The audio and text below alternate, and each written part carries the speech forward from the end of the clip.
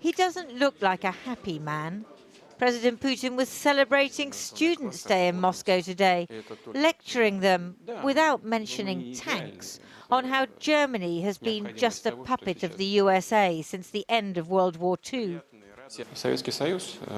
The Soviet Union formalized the termination of the occupation status of Germany, but the United States didn't.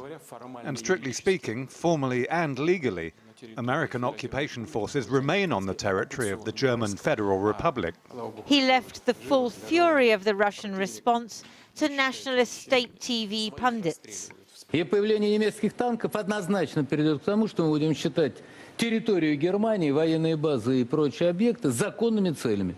НАТО хочет повоевать так хитрым образом, делая вид, что не воюет, не дождетесь. Не дождетесь.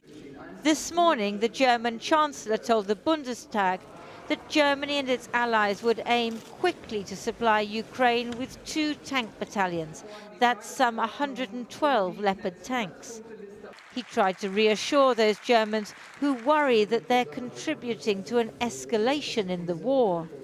Es gibt in diesem Land viele Bürgerinnen und Bürger. There are many citizens in this country who are concerned, in view of such a decision and in view of the capabilities that this weapon possesses. And therefore, I would like to say to these citizens at this point, trust me, trust the federal government. We will continue because we are acting in an internationally coordinated way to make sure that this support is possible without the risk of our country going in the wrong direction.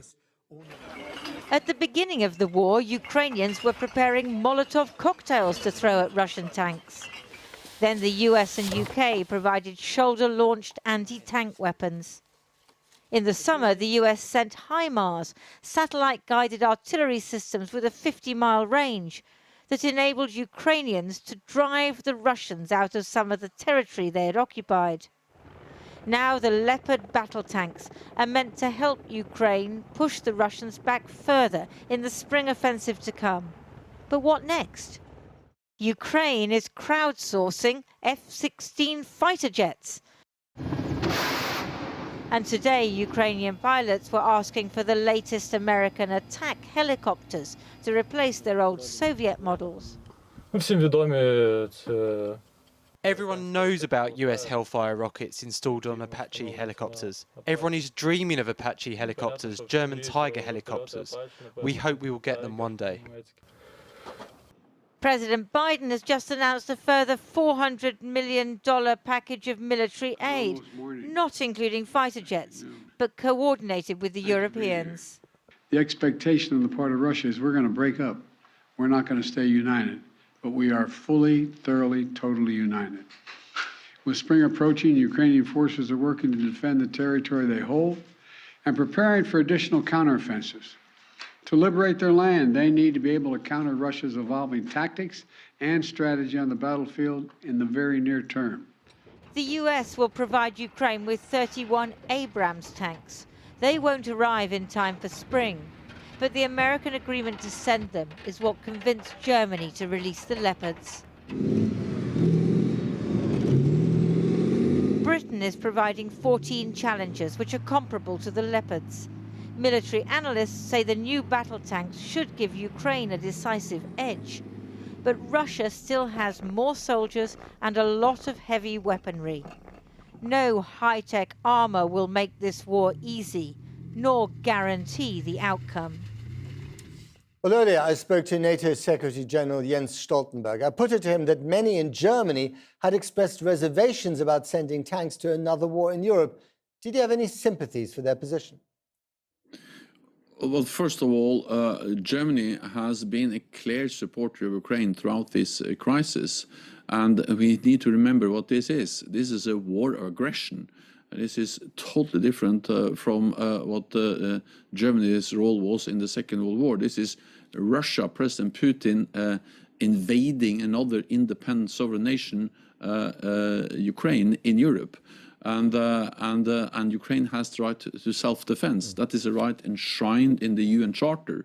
And we, as NATO allies and partners, of course, have the right to support Ukraine in upholding the right for self-defense. And battle tanks are an important part of that. But the red lines set by NATO and NATO members keep shifting. First, we say we're not going to send this because it's too aggressive, and then we end up sending it. So I wonder if F-16 fighter jets, for instance, which we've said no to so far, are the next on the list to be sent to Ukraine.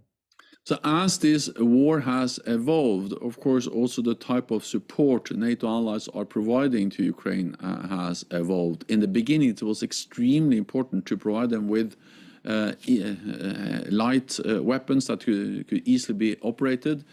For instance, the NLAWs and the Javelins, anti-tank weapons. Then it was extremely important to provide them with artillery, as we did. And now the focus has been first on more advanced air defense systems. And also more and more heavy armor. So I think what we have to recognize is that we need NATO unity. I was in Berlin yesterday and I spoke with Zelenskyy today, and this demonstrates the close consultation between NATO allies and Ukraine. NATO also always seems to be playing catch-up with Ukraine's demands. Why not, instead of being half in, be fully in, not with men, but with equipment, and give them what they want? President Putin underestimated the Ukrainians when he invaded Ukraine, but he also made the big strategic mistake of underestimating NATO and NATO allies. We are constantly assessing what more we should do, but we will not send in NATO troops on the ground. What we are doing is that we are not party to the conflict, but we help Ukraine in upholding the right for self-defense. We're treading this, or you're treading this very fine line, sending equipment, but not sending troops. As far as the Russians are concerned, they're already at war with NATO, right? They don't see that distinction. So doesn't that give you the permission, if you like, to send more effective weapons to Ukraine sooner? Because we are sending more effective and heavier and modern weapons to Ukraine, and we have stepped up throughout this conflict.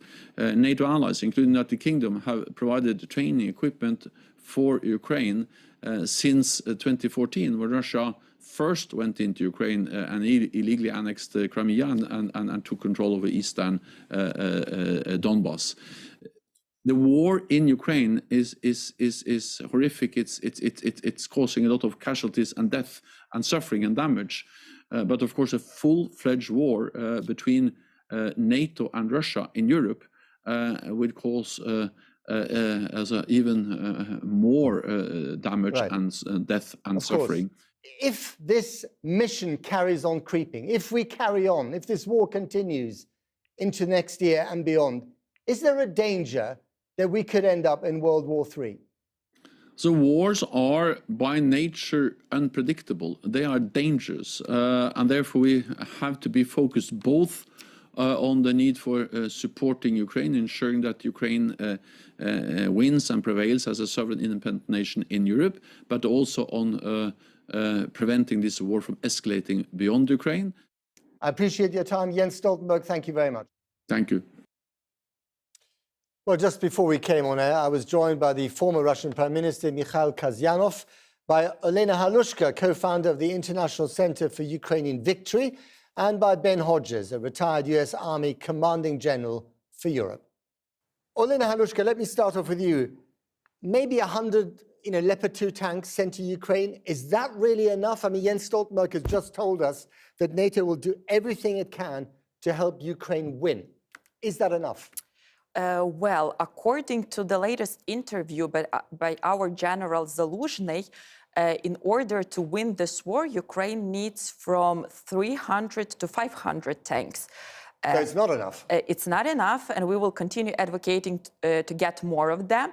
However, I think that that's a very good start already, because there was this mental block for delivering us Western tanks, and with this decision, it is finally lifted.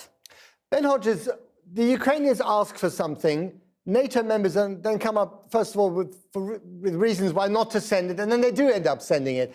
Is this your definition of mission creep? No, it's this reflects the fact that we are still deterring ourselves, that there's an exaggerated concern that somehow every time we do something, Russia's going to escalate, when in fact they have not escalated a single time. Every time that we have provided, whether it was Javelin up to HIMARS to Patriot, Bradleys. And so we keep limiting or deterring ourselves. And I have to say that while I am glad, I agree with Elena that this is good, this opens the door, but it took so long to get to this point. And the way that it looks like the U.S. is going to implement this decision, it does not convey a sense of urgency that we want to see Ukraine win. That's the key word, win. Mikhail Kasyanov, Ben Hodges there said that the Russians threaten to escalate, but they don't. Is that an assumption that will continue to be accurate going forward? I think this long-expected decision made, that's satisfactory for all sane people in the world. Of course, just all of us, we would like to get just Ukraine to win this war.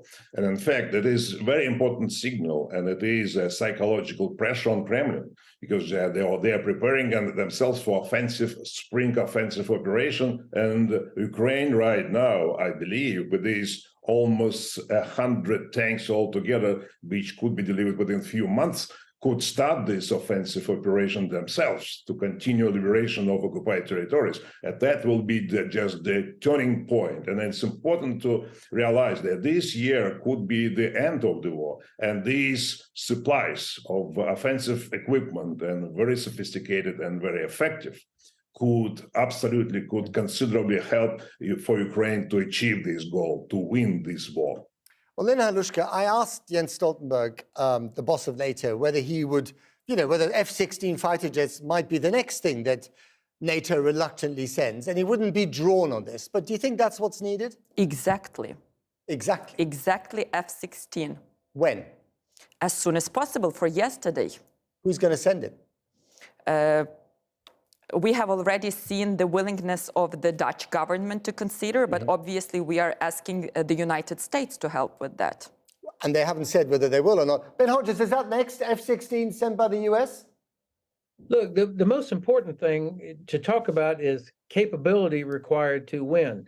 And so for Ukraine to win, they have to get Crimea. Crimea is the decisive terrain. As long as Russia sits on Crimea, Ukraine will never be safe, it'll never be secure, and it will never be able to rebuild its economy. So how do you get Crimea this summer? You do it by isolating Crimea with long-range precision weapons. F-16s, of course, would help, but I'm talking about ATACMS, the ground-launched small-diameter bombs, Gray Eagle armed drones. These are the kind of weapons that can reach now beyond the current HIMARS that are being used, that could isolate Crimea, and then, using those weapon systems, make Crimea untenable. There's nowhere to hide in Crimea. Okay. We know where every Russian base is on Crimea. You get long-range precision weapons and start hitting them now. Mikhail Kasyanov, if that were to be the case, if the Ukrainians were to push Russia out of Crimea, is that the end for Vladimir Putin? Initially, that's important to destroy so-called corridor between Crimea and Donbass. That is the only piece of the territory which Mr. Putin could present as some kind of success. But if Putin thinks he's going to lose Crimea, does that not then provoke him finally to truly escalate this war? You remember his I would say arguments about just use of nuclear weapons, but I think this story already ended. This card already played by American strong decision and American strong signal and the NATO strong signal, as well as I would say the strong